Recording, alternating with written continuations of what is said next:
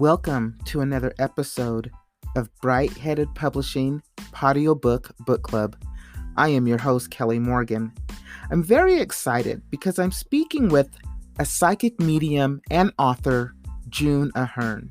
Now, June is the author of 4 books. She is a metaphysical and parapsychology teacher and coach, as well as a professional speaker and a popular podcast guest. Her first book, which was nonfiction, The Timeless Counselor, A Guide to a Successful Psychic Reading, was the #1 seller by a new author at the 1991 New York Whole Life Expo, where she was a featured speaker. Fast forward to 2021, her current book, How to Talk With Spirits, is actually being turned into a movie, and the production will begin in 2021 with Veronica Cartwright playing the leading role as June. All of June's books, fiction and nonfiction, have received positive reviews. Over 40 plus years as being a psychic medium, June continues to share her talents in a documentary series with the Haunted Bay Paranormal Investigation, seen on Amazon Prime, AsianAmericanMovies.com, and YouTube. Please welcome the newest member of the book club, June Ahern.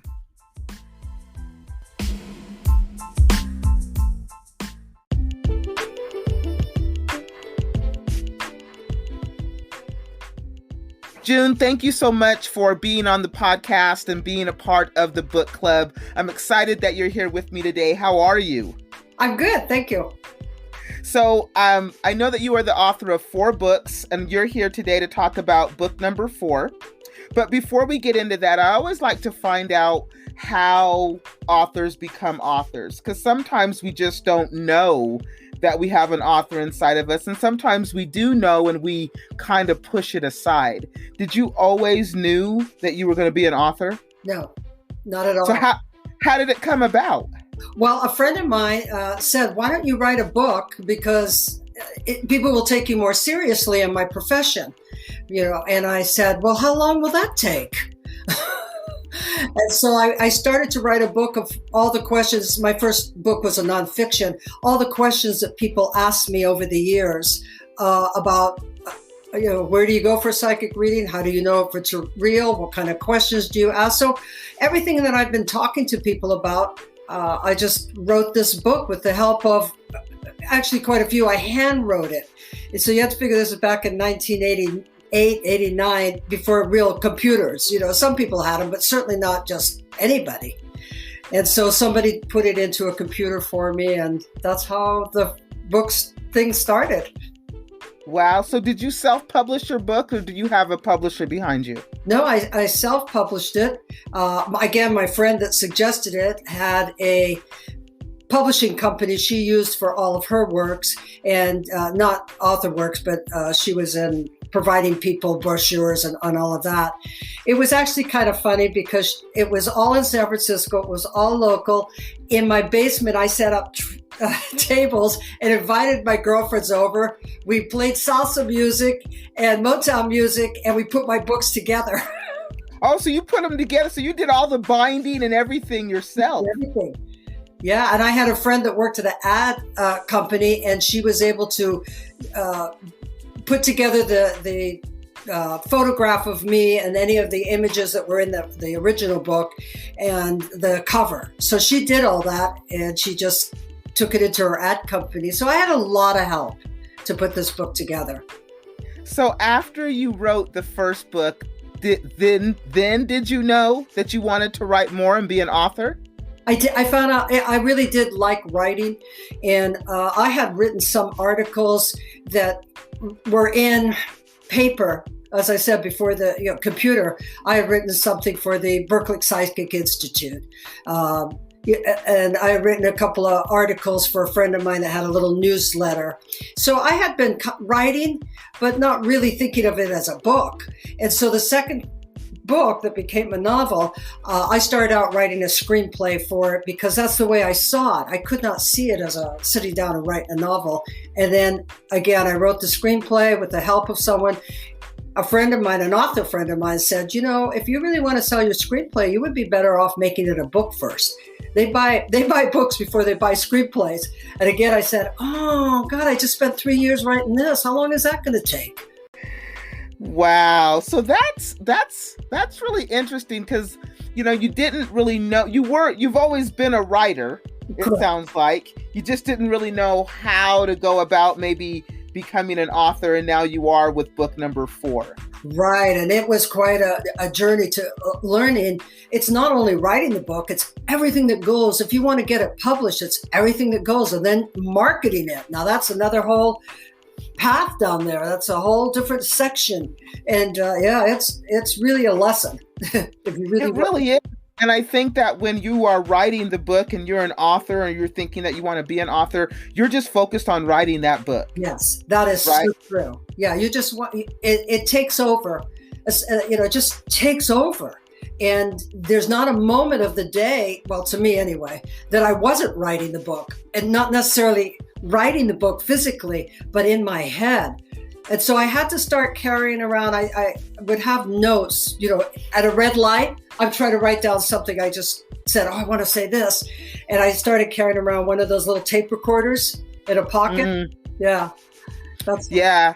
And I talked to a lot of authors where their journals turn into books, and they didn't know that they were an author, but they always were writers. They like to write things and stuff. And so it's fascinating to me how everybody's journey may be different, but it brings us all to the same place as authors. And then when we get here and we're self-published, we were so focused on writing the book that we didn't think about the marketing of the book. Even the editing of it, where the editor says, take that out and think of something else. You're like, oh, what do you mean take that out? You gotta have this love-angry relationship with your editor. Like, she doesn't get you. Right. And even knowing where to go to find an editor, and if you even need an editor, and all of those things today, that there's so many resources out there today than when you published your first book, but it can be almost overwhelming as well. I mean, the information's great, but you can get bogged down in all the information. Absolutely. Absolutely. My first book, my mother proofread it and edited it. She was really quite a writer herself, nothing published, but she wrote poetry and short stories for all her 8 kids to entertain them. And she always said, never use a word that you don't know what it means and you can't spell it. I was like, whoa, I wasn't very good at spelling. And she did a really good job on the first book. And you kept it in the family. So fast forward, we're on book number 4, How to Talk with Spirits. I find this topic very interesting. So let's just get right into it and tell us about the book and how it became a book. How did it come into being? Well, all 4 of my books came on other people's suggestions. So here I am, and a friend of mine PM'd me and said, I had a dream last night. My angel said you should write this book on how to talk with spirits. And I wrote back, I said, I am not writing another book. The marketing alone's killing me. And he wrote back and said, oh, but my angel said you're supposed to write this book. And this went on for several PMs to where he said, don't get mad at me. Because I kept saying, no, I'm not going to write a book. There's so many books out there. And then finally I said, all right, if your angel said it and God came down and blah, blah, blah, I'll write the book. And I said, I'm going to write a little tiny little ebook. They have these ads now, write a little tiny ebook and everybody will buy it. And so I started out, and what I did is, since I know a lot professionally, for about 45 years of information, I thought, well, what do people want to know? So I sent out an email to clients, friends, and family and says, what would you like to know about the spirit world? And I got tons of emails from people I didn't even know, because those people shared it, original people, asking me a lot of questions. I had to condense a lot of them.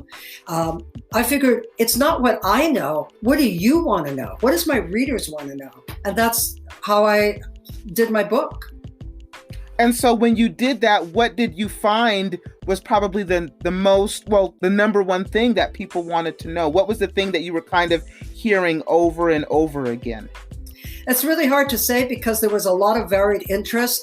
Mostly people wanted to know, really, how do I know? How do I communicate with my loved ones?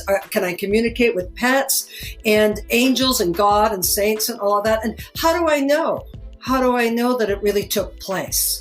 And that's what I think predominantly people were asking for. How do I do it? And to me, that's the most important thing. You can go to a medium, you can go to seances, you can go to readers, and I think it's all fine. It all has its own place. But what I wanted people to know is you could do this.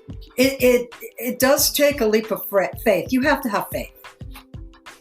Right. So in the book, is the book literally a how-to Talk to Spirit book? Are you taking us step by step on how to do that and know that we're doing it right, and so that we're getting some type of confirmation that we're on the right path? Yes. Well, I covered it all. I said, if you want to go to a seance and you want to check it out, this is how they're set up. This is what you should look for. Is this person really, is the medium, the person hosting it, really getting it and like that? And then if you want to go to a medium, how do you do it? So I set it up the way most people want to experience communicating with spirits, because, let's face it, it's a little strange if you're not used to it. It's frightening, for one thing, and it's very emotional. And then I say, but all the different chapters, but you can do this on your own, and this is how you do it. I also go through such things like if you want to go on a ghost hunt, if what you should avoid, you should not open up everything to spirits, because there is some not very nice energy spirits that go around. And I give examples, and I tell clients, of course I change all their names, but clients that have come to me of what their experience, I pick out different stories to show people how certain things happened.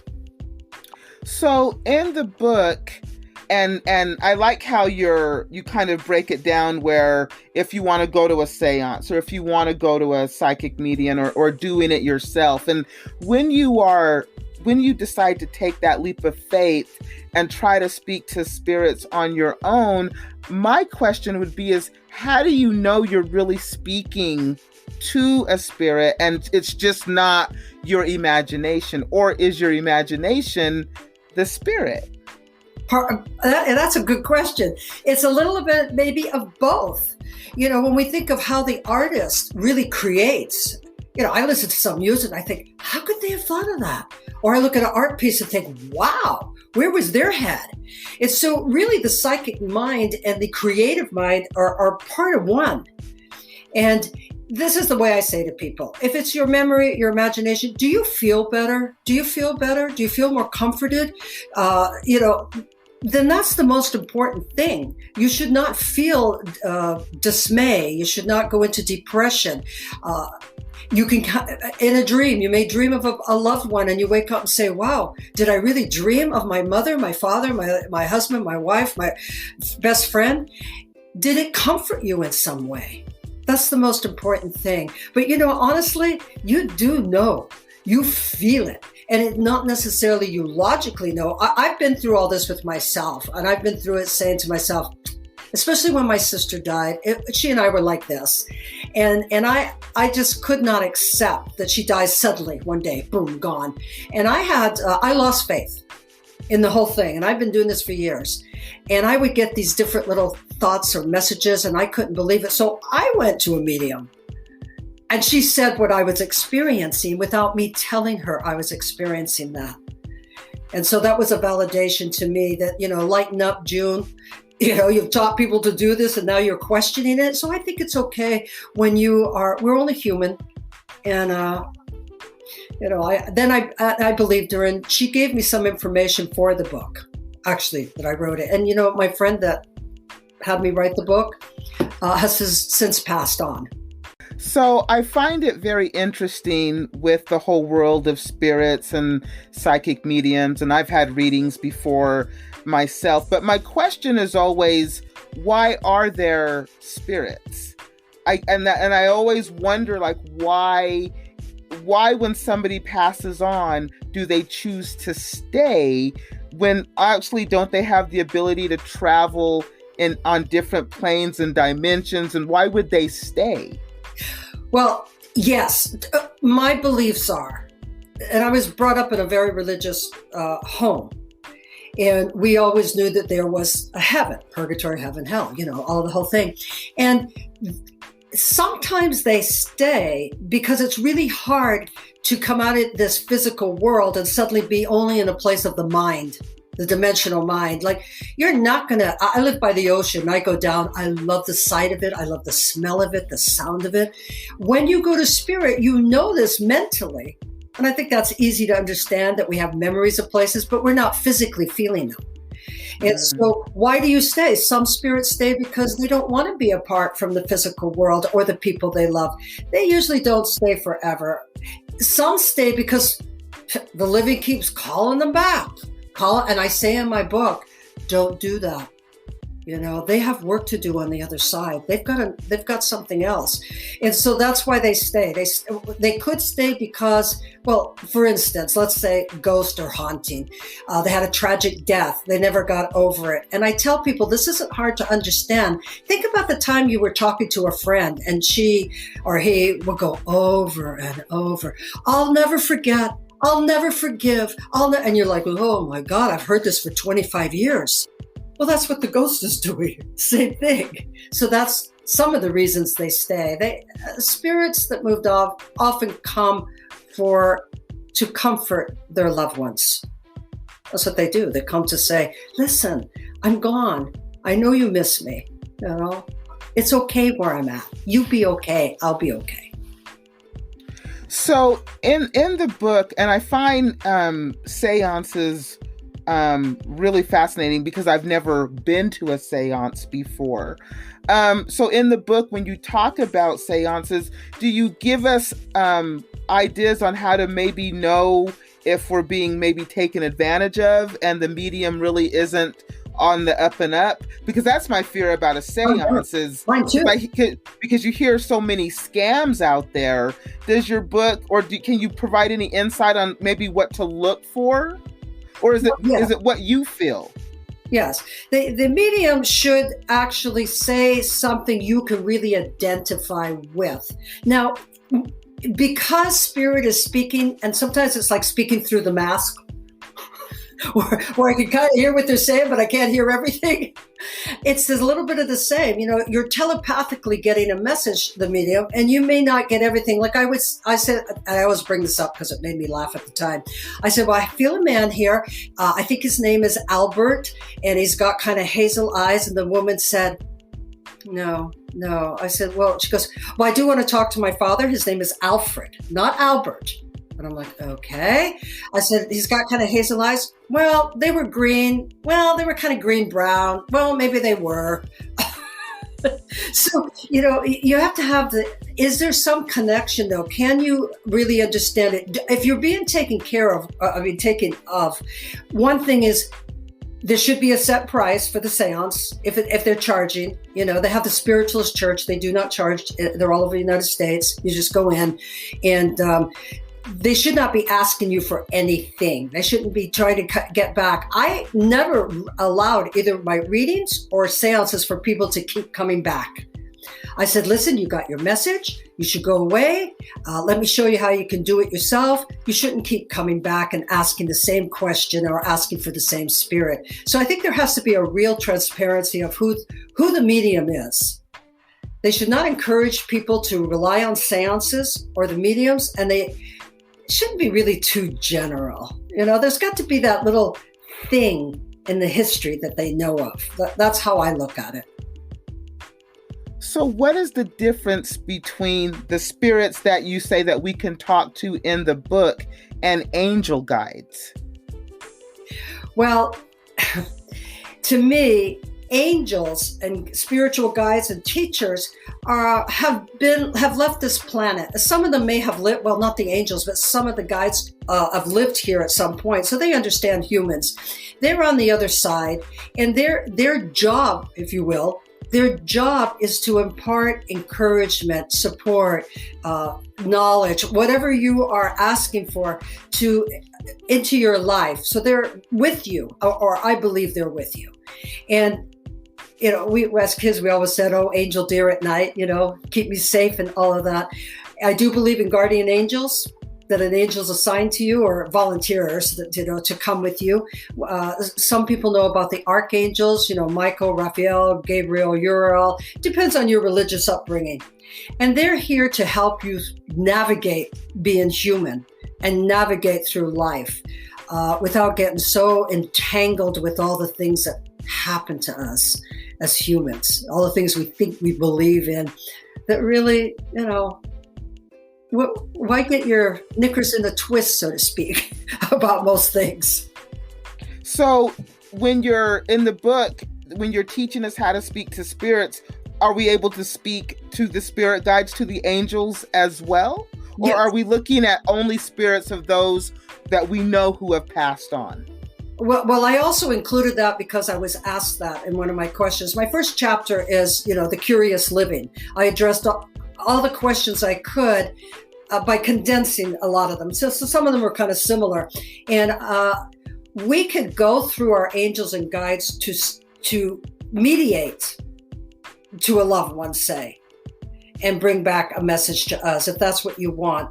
Or you can go directly to the loved one and ask for, communication, a message. Like, did you really make it to the other side? Are you still in pain? Did you find the peace that you didn't find here? Did you see mom? Is mom there with you? Or you can go to your guide and say, I really want to know how my father is doing. And is he in a better mood now than he was when he was alive? One thing that I always find fascinating is when you go to a psychic medium and they say that their guides provide them with information and they seem to have the same guides. How are you in contact with them?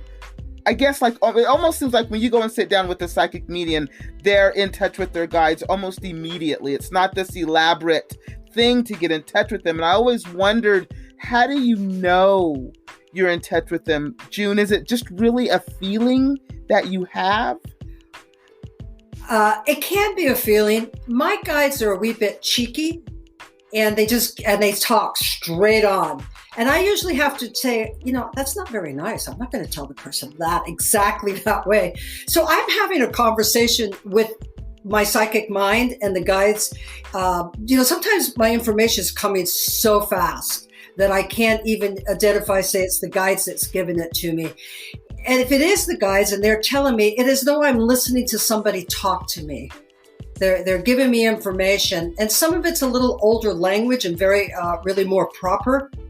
So I choose not to be what we call a physical channel, meaning I'm not giving over my voice box to anybody. I'm a little bit controlling that way. So I let them tell me. And sometimes I get, usually I get a picture and an image, sometimes watching a scenario take place, like a little movie happening. And then I have to interpret that all this is happening while I'm sitting in front of somebody for a reading.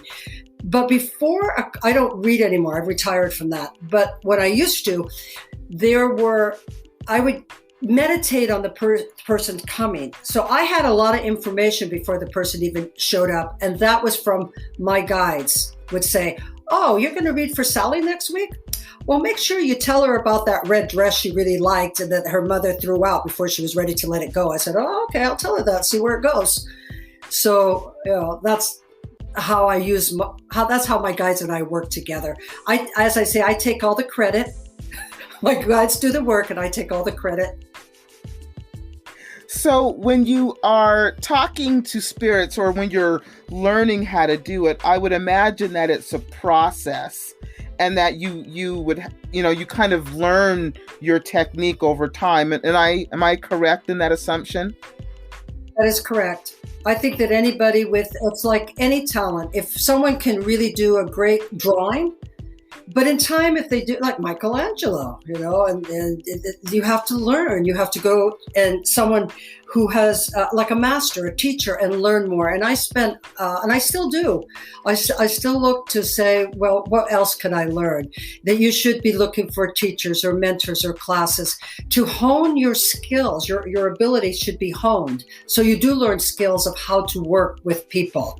And, I think that, from the book that I had a near-death experience, and so much changed from my whole life after that I started hearing voices. And quite frankly, and knowing things about people, I really did not understand. And I thought that something was really wrong. I mean, I thought that maybe I had lost it, Well, I mean, you obviously have a gift, and you still have the gift, even though you are retired. A lot of people, why that we go to psychic mediums is because we believe that we don't have that gift, or we don't know how to do it, how to do the things that you do. When I believe that, I was told that we all have that ability. It's exercising it like any other muscle, and really really trusting your intuition and what maybe you do hear in your mind. Trusting is the big word. Because how many times, and I know you've done this too, something happens, someone says something or somebody does something, you said, I knew that was going to happen. I just knew. And you may have known weeks ago, months ago, but you didn't voice it because you didn't really know. So it's trusting and not assuming. When I used to teach ESP, what I would say to people is when you get a psychic experience, like you see someone, you maybe read their aura, or you read something about them, question them. See if you could get them to reveal what you already know. And then you make it where it's interesting. But it's like every other ability. Like I can sew a button, but that's beyond. And I've tried. Back when I went to school, girls all took that home mech that, you had to learn to cook and everything for your husband and all that stuff. I didn't do very well. So it's like every other ability. Some people can do this and some people can do that. And we could maybe all learn how to cook or how to make a bed. But some are going to make it great military style, where the rest of us throw the blanket on and go, okay, that's it. So you can learn, but there will be people like myself who have a particular ability that may be more advanced than other people. But you absolutely can learn. There is no doubt in my mind. I've taught enough people to know this is true. I think, I can't speak for most people. I can speak for myself. I know with myself, I tend to get very impatient. So when I try these things and I feel like they're not working, I get impatient and be like, this isn't working. I give up. And then I seek out somebody like you. But over the years, I have learned to rely more on my intuition. And it seems to guide me in the right places. Although sometimes I do question it. Like, really, a thought will come into my head and I'll be like, huh. But then it just seems to be the right answer, even though it may not be what I think at first is the right answer. Does that make sense? Absolutely makes sense. I'm exactly like that. I'm like, oh, well, that vision didn't turn out. I guess, back in the 80s, I had a vision that I was going to be talking to many people up in this, on a stage, and I was going to talk to many. And along came the pandemic. And I started teaching all these people on Zoom. But before that, I was starting to be invited to speak to larger groups of people. Now, that's 1980s, and this is the 2000. And I had just thought it was going to happen. I was like, whoa, look what's going to happen. Never happened. I mean, I would teach classes, but they were small. I taught at the Learning Annex, things like that. Maybe 20 people or whatever at the most. And then, so yes, it can happen. There's a fine... what we want and what is available to us and the timing. There are some processes and some steps that happen. But if you pay attention, and you should question things, and I say that in my book right away, it's good to be somewhat skeptical. You should question certain things. You should try it for yourself. Don't just go because somebody says it. I didn't care when clients would hang on every word I'd say. I say, don't hang on my word. Go and do it yourself. I think that's because we're all looking for answers. We just want somebody to tell us what the answer is, as opposed to have to go out and do all these things and experience all these things when we just want the shortcut. So just tell us the answer so that we know that we can move on. Yeah. But life doesn't necessarily work like that. I do have a question for you, because I was talking to a friend of mine, and they're always talking about connecting to source and making that connection and reaching to that place of bliss. Is that something, when you are talking to spirits, is that kind of along the same lines, where you're connecting to the spirit, but you're also maybe connecting to source as well? And source is just another word for God for some people, depending on how they were raised. Mm-hmm. Yes. Yeah. It really, everybody has their own experience. For me, blissful is being at the ocean. And then I connect to source. And I'll take what you said, God. I use that word myself. God, I'm a big fan of Jesus. I'm a big fan of Our Lady. I guess by now you know I was brought up Catholic, very, very, very Catholic family. And so to me, that's what source is. But as a Rosicrucian, I'm a Rosicrucian, and it's not a religion at all. It's a study group. And they talk about the master within. And that's the source to them, the God of their heart, the master within, your own self. And I think that has merit also. So source is the deep knowing. And people that are not religious and not, say, spiritual students on here, they believe in themselves. They develop a confidence within themselves. So that is their source. That's how I look at it anyway. I don't like to put anybody or tell anybody how they should do it, but they want to experience it. Now, bliss is another thing. Meditation can take you into a blissful state. It usually doesn't last very long unless you choose to make that your entire life. Most of us are just working people, right? Working Joes, so to speak.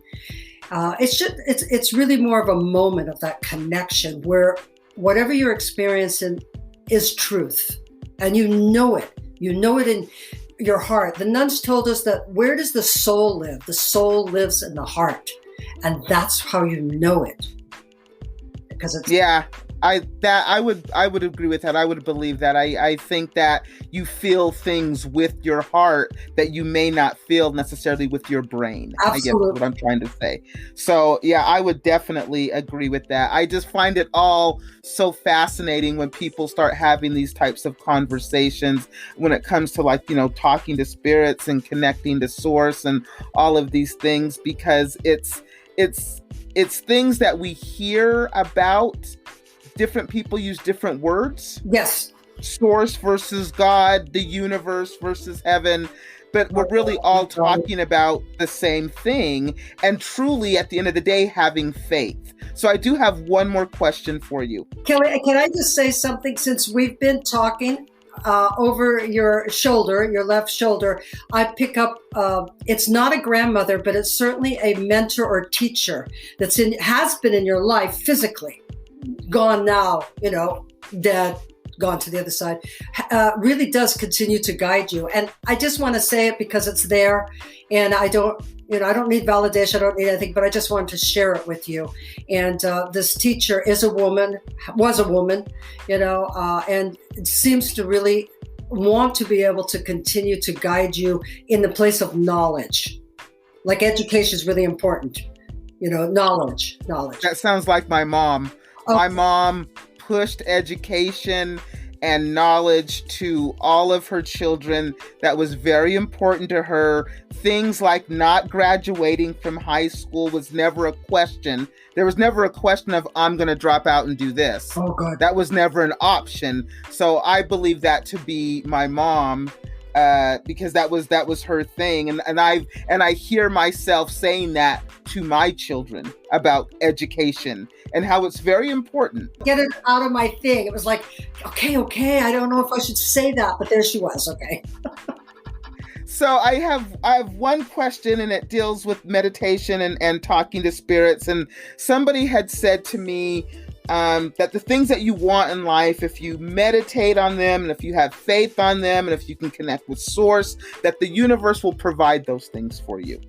over, but there's never a time length on that, right? If you meditate about that new car today, you're going to have it tomorrow. Usually I have come to learn that these things happen over time, and it's not on our timetable, because the universe has a timetable all of their own. I just want to get your thoughts on that and what you think about that. Well, I believe it was God that said to Jesus in the garden that not my time, but not thy time, but my time. And it sounds somewhat of what we're talking about, the universe. I've been disappointed. I mean, I really thought some things were going to work out. How I look at it is you are presented through your own mind that you want to experience something. And then messages come from the source, the universe, the cosmos, and you say, oh yeah, I'm going to get it. I believe that we also have to use logic and reason. And that means, are you setting up your life so that can happen? If you want a new car, where are you financially? Just don't think, the car is going to come to you. So I believe that with spirit, because we live on this earth, that we have to use both sides of us. We have to use our heart, our mind, and spirit to make something happen. And that's what I tell people all the time. You want it to happen, you need to prepare for it and get ready for it. And I've coached so many people, metaphysical coaching, I've coached many. And what I tell them is start out like your mother says with her feet, start out in that way. If you start out, you will actually come to where you're supposed to be. If that little carrot is what makes you run faster to it, you may find something you really want to do. And that's what God, if you will, intended for you, but you weren't listening. You wanted the thing. No, I'm not pushing any spiritual or religious beliefs on anybody. And I just use the word God because that's what I'm familiar with. But I've learned that myself. I thought I wanted this thing and I started out to get to it. And then in the meantime, I sat down at this garden and I went, wow, this is really nice. I think I'll stay here. Maybe I don't want that other thing anymore. Yeah, I would definitely believe that. I think, like they say, the universe works in mysterious ways. And so it's never what we think what we want isn't necessarily what we get. And it's not necessarily what we want either. You don't always get what you want. It's Rolling Stones. But sometimes you get what you need, right? Exactly. And you do. And I found that out in life. I had no idea that my life would be where it is now. Really, Kelly.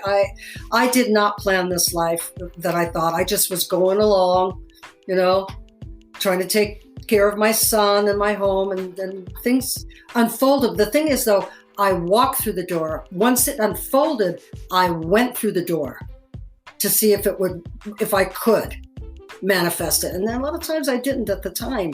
And then later it came to be. Can I just say one more thing? Sure.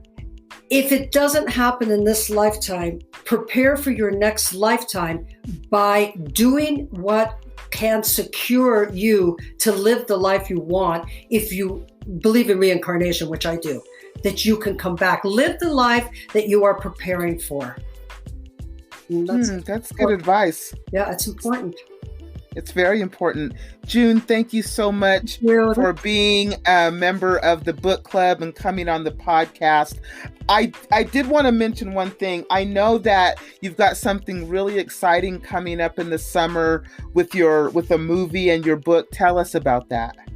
So I met a man who's a producer and a director of films, and I did a little ghost hunt in his house for him. And he was so taken on by the book, and he took one of the murder cases I worked on, and he's going to make it into a film.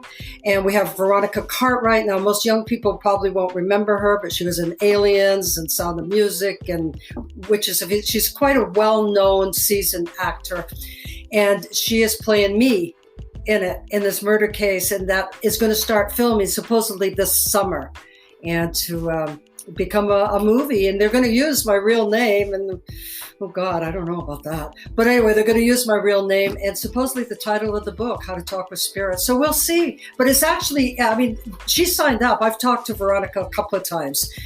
She wanted to get to know my gestures and how I thought and such like that. So it is happening. Yeah.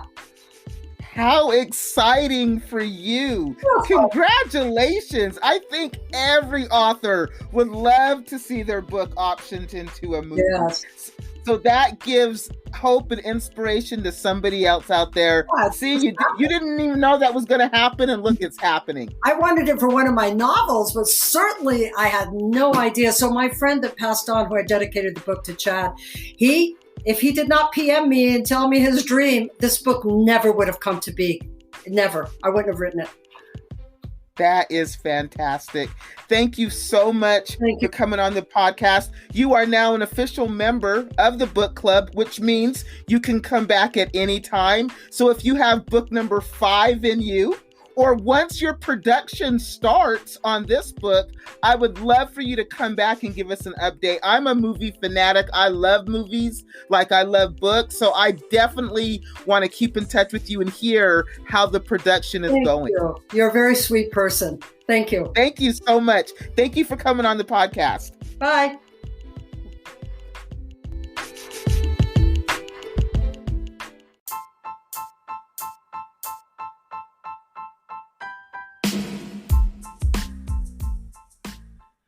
Thank you for listening to another episode of Bright Headed Publishing Audiobook Book Club. I have been your host, Kelly Morgan. Today we spoke with June Ahern, author and psychic medium. She talked about her new book, How to Talk to Spirits. It's available on Amazon, and it's even being turned into a movie. She surprised me during our talk when she read me. If you would like to be a member of the book club and be on the podcast, it's really easy.